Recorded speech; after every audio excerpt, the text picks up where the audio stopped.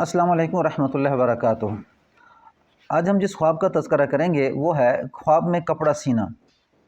अगर आप चैनल पर नए हैं तो वीडियो शुरू करने से पहले चैनल को सब्सक्राइब कर दें, बेल आइकन के बटन को दबा दें ताकि आइंदा आने वाली वीडियो मेरी आप तक पहुंचती रहे। हज़रत इब्न सरीन रहमतुल्लाह अलैह फरमाते हैं कि ख्वाब में देखे कि अपना कपड़ा सीता है तो दलील है कि इसका काम मुराद को पहुँचेगा, और फिर फरमाया कि इसका हाल दुरुस्त होगा। और अगर अपने अहलो अयाल का कपड़ा सीता है तो भी यही तवील है।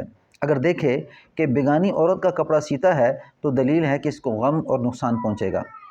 और अगर देखे किसी मर्द का कपड़ा सी रहा है, दलील है कि खैर और नेकी देखेगा।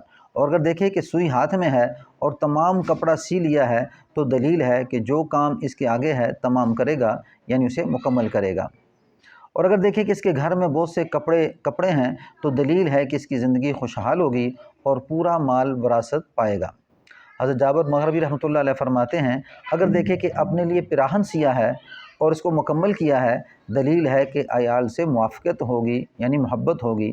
और अगर देखें कि शलवार सी है और इसका बकिया पूरा नहीं हुआ तो दलील है कि औरत करेगा और आखिरकार इससे जुदा होगा। और अगर देखें कि इसने कुब्बा सिया है, यानी कमीज़ सी है, तो दलील है कि किसी खिदमत में मशगूल होगा।